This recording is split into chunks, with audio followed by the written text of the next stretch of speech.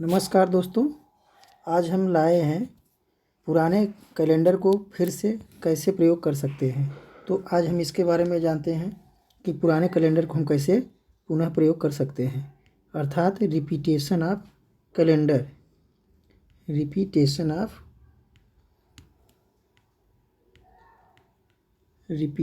Of calendar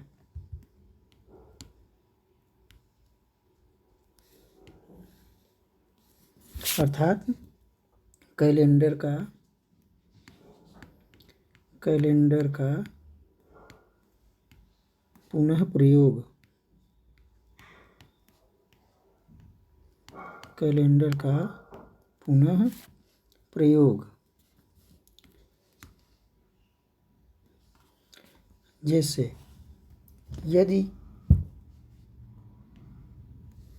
यदि स्याही change कर लें।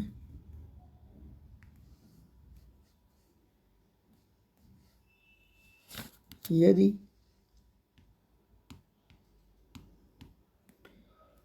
किसी वर्ष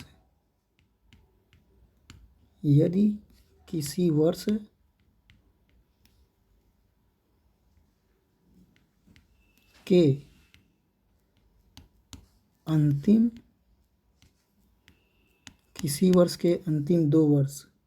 अंतिम दो अंक को 4 से विभाजित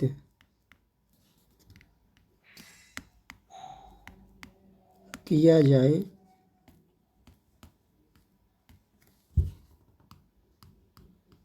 तो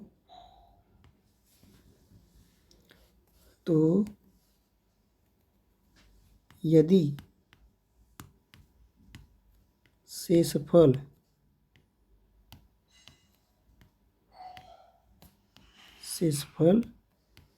आगे हम देखते हैं। शेषफल क्या हमारा जो है 1 बचता है, तो उसमें जो वर्ष है दिया गया, तो वर्ष में हम क्या करके प्लस 6 अर्थात 6 जोड़ेंगे। यदि शेषफल 2 अथवा 3 आता है तो उसमें हम कितना जोड़ेंगे 11। जो वर्ष दिया रहेगा उस वर्ष में हम क्या जोड़ेंगे 11 जोड़ेंगे।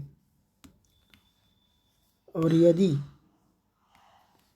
शेष 0 आता है, शेष क्या हमें प्राप्त होता है 0 प्राप्त होता है, तो उस वर्ष में 28 जोड़कर हम कैलेंडर को पुनः प्रयोग कर सकते हैं।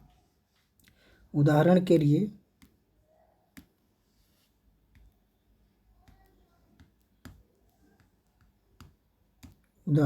लिए हम उदाहरण लेते हैं।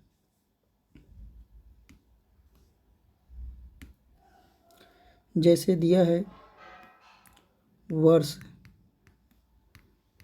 2017 का कैलेंडर पुनः कब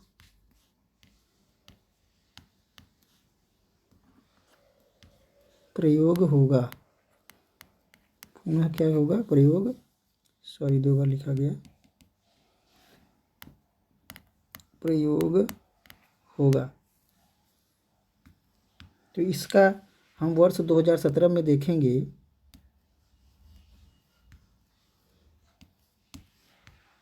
वर्ष 2017 में हम देखते हैं लास्ट का 2 डिजिट क्या है हमारा 2017 में लास्ट का 2017 का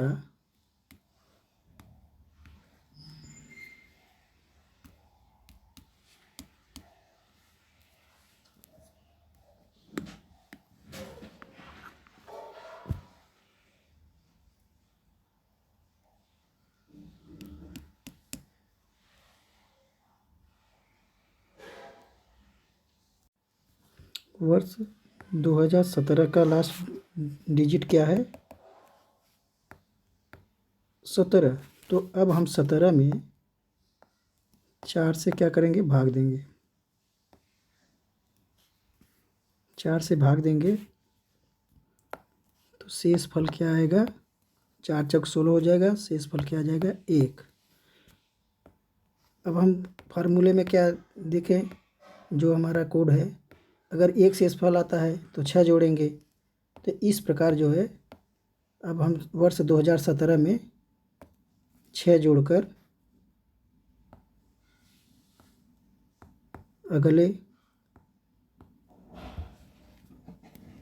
अगली बार जो है फिर हम कब प्रयोग कर पाएंगे, जब 6 जोड़ेंगे इसमें तो क्या आएगा, 2023। अर्थात जो वर्ष 2023 का कैलेंडर होगा वो 2017 के अनुसार ही होगा, बराबर होगा। एक उदाहरण और देखते हैं।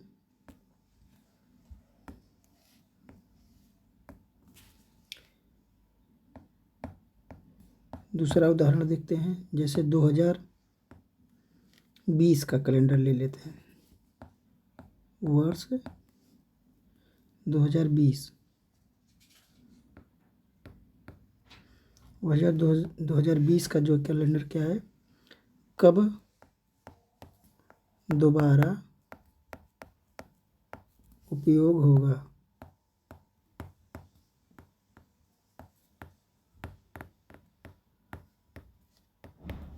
ठीक, तो हम 2020 का देखेंगे लास्ट 2 अंक।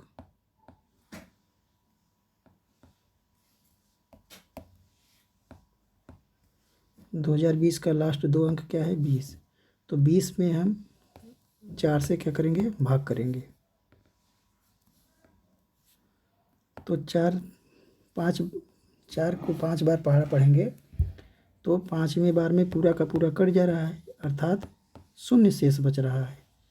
जब शून्य शेष बच रहा है तो हम फार्मूला में क्या पढ़े थे, जो हमारा कोड था, 0 अगर शेष आता है तो वर्ष में 2000 मतलब जो वर्ष है उसमें 28 जोड़ेंगे। 28 जोड़ने के बाद कैलेंडर पुनः प्रयोग किया जा सकता है। तो हम 2020 में 28 और जोड़ देंगे तो ये 2048 आ जाएगा। अर्थात 2020 का कैलेंडर वर्ष 2048 में दोबारा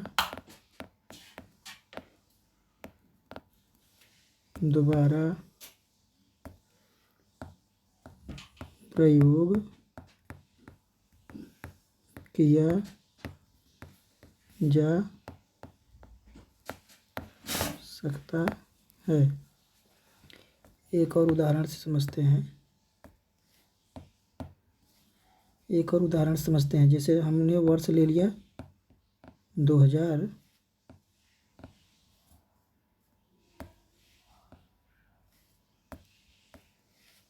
वर्ष क्या ले लेते हैं, 2018। अब 2018 का क्या है, लास्ट डिजिट 2 अंक 18 है। तो 18 में हम 4 से भाग करेंगे तो 4 का पहाड़ा 4 बार पढ़ेंगे, 16 हो जाएगा। इसको हम सब्सट्रैक्ट करेंगे, घटाएंगे तो शेष क्या हो जाएगा, 2। शेष 2 हो जाता है। तो अब हमने क्या पढ़ा था कि जब 2 शेष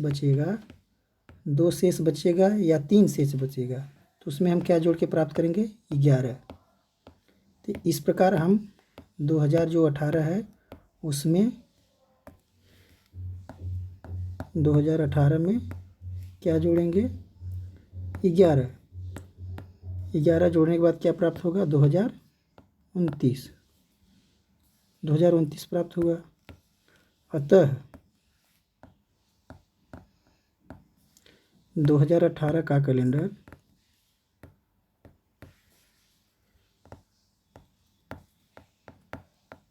कैलेंडर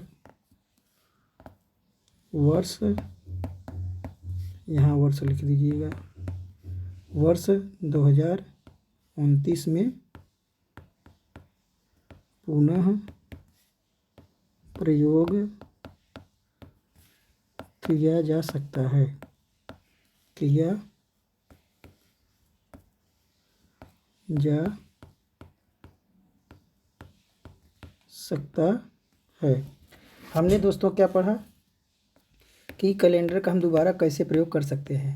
हमने शुरू में देखा कि वर्ष का जो लास्ट 2 अंक होता है उसको हम 4 से डिवाइड करेंगे।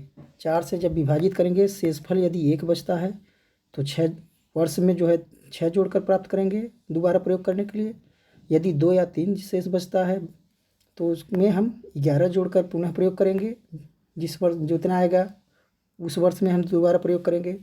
यदि वर्ष के 2 अंक, लास्ट 2 अंक में 4 से विभाजित करने पर यदि 0 शेष आता है तो हम क्या करेंगे, 28 जोड़ेंगे और जोड़ने पर जितना आएगा उस वर्ष हम उस कैलेंडर का प्रयोग कर सकते हैं। तो बने रहिएगा, हम फिर अगली वीडियो में कुछ न कुछ ऐसी जानकारी के लिए महत्वपूर्ण जानकारी लेकर आएंगे। तब तक के लिए धन्यवाद।